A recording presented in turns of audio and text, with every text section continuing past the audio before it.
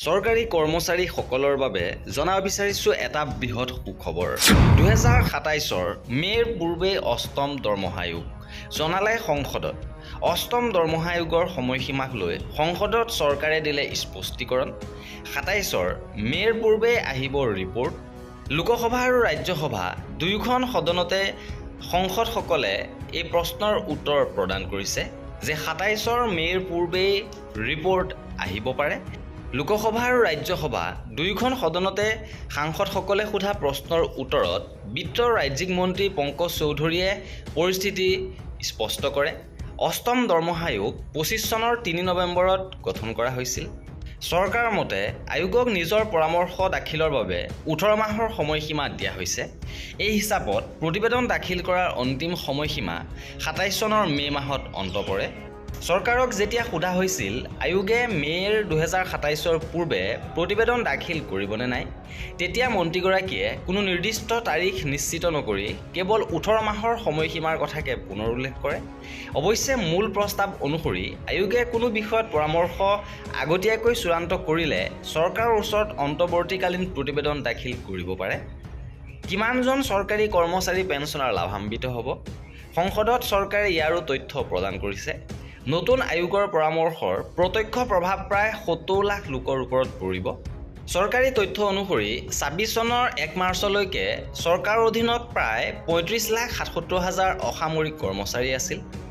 তেনেধৰণে 33,76,000 পেঞ্চনাৰ আৰু পাৰিবাৰিক পেঞ্চনাৰ অন্তৰ্ভুক্ত আছিল। ইয়াত প্ৰতিৰক্ষা পেঞ্চনাৰসকল অন্তৰ্ভুক্ত নহয়।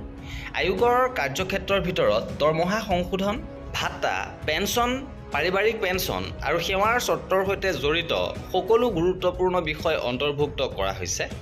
ইপিনে বৰ্তমান কোনটো পৰ্যায়ত আছে আয়োগৰ কাম? অষ্টম দৰমহা আয়োগ বৰ্তমান বিভিন্ন অংশীদাৰ সৈতে পৰামৰ্শ গ্ৰহণ পৰ্যায়ত আছে। আয়োগে কৰ্মচাৰী সংগঠন, ইউনিয়ন, পেঞ্চনাৰ সংস্থা আৰু অন্যান্য অংশীদাৰসকলৰ সৈতে বৈঠক অনুষ্ঠিত কৰি তেওঁলোকৰ দাবী আৰু পৰামৰ্শ শুনি আছে। ইয়াৰ বাবে জয়পুৰ, চেন্নাই, পুডুচেৰী আৰু চণ্ডীগড়ৰ দৰে স্থানত বৈঠকৰ পৰিকল্পনা কৰা হৈছে। ইপিনে কাম অধিক ক্ষীপ্ৰতাৰে সম্পূৰ্ণ কৰাৰ উদ্দেশ্যে আয়োগে 11 আগষ্টত কনচালটেণ্টসকলৰ সৈতে বিনিময় সংশোধন কৰিছে।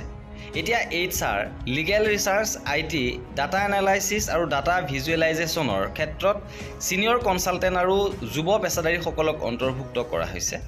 কাৰ্যকৰী হোৱাৰ তাৰিখক লৈ বৰ্তমানৰ স্থিতি। কৰ্মচাৰী পেঞ্চনাৰসকলেও নতুন পৰামৰ্শসমূহ কোন তাৰিখৰ পৰা কাৰ্যকৰী হ'ব সেই কথালৈ অপেক্ষা কৰি আছে। চৰকাৰে স্পষ্ট কৰি দিছে যে আয়োগে নিজৰ চূড়ান্ত অথবা অন্তৱৰ্তীকালীন প্ৰতিবেদন দাখিল নকৰালৈকে আৰু চৰকাৰে সেই প্ৰতিবেদনৰ ওপৰত বিবেচনা নকৰালৈকে নতুন হাৰ কাৰ্যকৰী হোৱাৰ তাৰিখৰ বিষয়ে কোনো সিদ্ধান্ত ল'ব নোৱাৰে। সামগ্ৰিকভাৱে কেন্দ্ৰীয় চৰকাৰে কৰ্মচাৰীসকলে নতুন দৰমহা, এৰিয়াৰ আৰু পেঞ্চন সংশোধনৰ বাবে আয়োগৰ বৈঠকসমূহ সম্পূৰ্ণ হোৱালৈ সাম্ভাৱ্যভাৱে মে' 2027লৈকে প্ৰতিবেদনৰ বাবে অপেক্ষা কৰিব লাগিব। অৰ্থাৎ 2027 মে'ৰ পূৰ্বে প্ৰতিবেদন আহিব পাৰে। এয়াই আছিলে আমাৰ এই ভিডিঅ'টোত। কৰ্মচাৰীসকলৰ সকলো খবৰ পাই থাকিবৰ বাবে আমাৰ চেনেলটো ছাবস্ক্ৰাইব কৰি ৰাখিব।